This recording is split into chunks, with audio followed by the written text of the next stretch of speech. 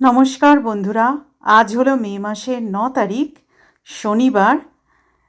দেখুন, সকাল সকাল উঠে আমি আমার বাগানের কচি শশা তুলে নিয়েছি। এই শশাগুলোকে আমেরিকায় পিকলিং শশা বলে, মানে এগুলো দিয়ে ওরা আচার বানিয়ে খায়। আর ডিনারের জন্য বানিয়েছি সর্ষের তেল দিয়ে আলু দিয়ে লাল লাল চিকেনের ঝোল আর প্লেন বাসমতি চালের ভাত। আমরা কিন্তু ডিনারে ভাত রুটি কিছুই খাই না, মানে কার্বসটা প্রচণ্ড অ্যাভয়েড করি। বাট আজকে ইচ্ছে হলো, আর শনিবার আমরা বাড়িতে আমিষ খাই, কারণ মেনটেন করতে পারি না। আমি মঙ্গলবার করে নিরামিষ খাই, শনিবার তো হাজব্যান্ড তো খাবেই না নিরামিষ।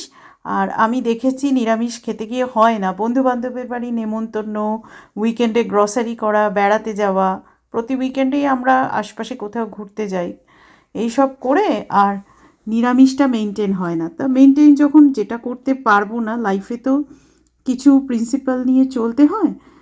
যেটা মেনটেন করতে পারবো সেটাই মেনটেন করার চেষ্টা করব, যেটা করতে পারবো না মানে বৃথা চেষ্টা করি না, তাহলে ওটা ভঙ্গ হয়ে যায়। একটা ব্রতর মতো তো শনিবার নিরামিষ খাওয়াটা, ধর্মের সাথে ঠাকুরের সাথে যুক্ত, সেই জন্য শনিবার আমিষ খাই। এই যে শশাটা কেটে নিচ্ছি, দারুণ খেতে।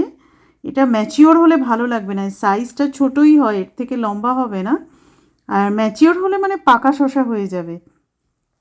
এই শশাগুলো এমনভাবে মাটির সাথে মিশে গাছের নিচে লুকিয়েছিল, তো আমার হাজব্যান্ড বলছিলেন যে বাবা তোমার চোখ, আমি হলে তো মানে আমি খেয়ালই পড়তো না, তুমি ঠিক খুঁজে বার করেছো।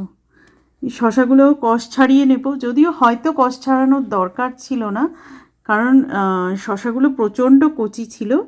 শশা কেটে তারপরে চিকেনটা রান্না করতে বসিয়ে দিয়েছি, ভাত বসিয়ে দেবো, আর ভাত হয়ে গেলে মানে ডিনার করে তারপরে ডিশওয়াশারটা চালিয়ে দেবো।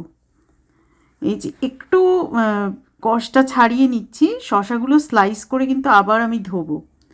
আর এই শশাগুলো কিন্তু ফেলবেন না, বলে না জীবনের ধন কিছুই যায় না ফেলা। তো এই শশাগুলো যেগুলো একটু কষ ছাড়িয়ে সাইডে রাখছি, ওগুলো ধুয়ে আর মাঝখান দিয়ে পটাশ করে ভেঙে মুখে ঘষে নিয়েছি।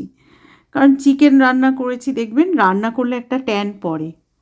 অনেক অতিরিক্ত ফিগার কনসিয়াস, অতিরিক্ত সুন্দরী যারা নিজেদের মনে করে, তারা কিন্তু রান্না করতে একদম পছন্দ করে না, এই ট্যান পড়ে।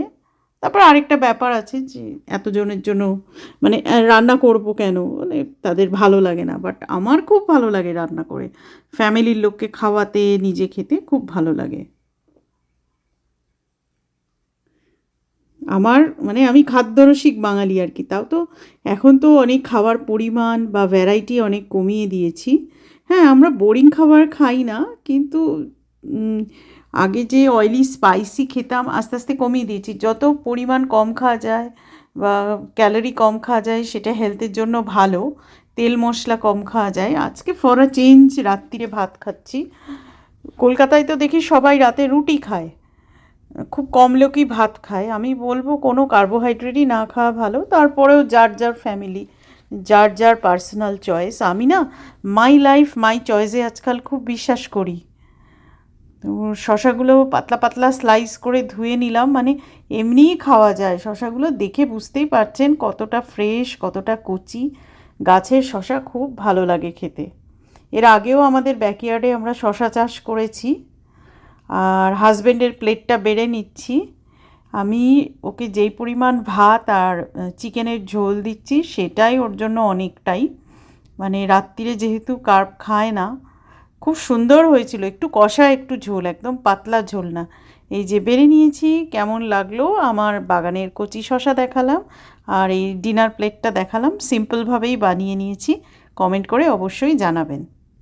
সবাই ভালো থাকবেন, সুস্থ থাকবেন।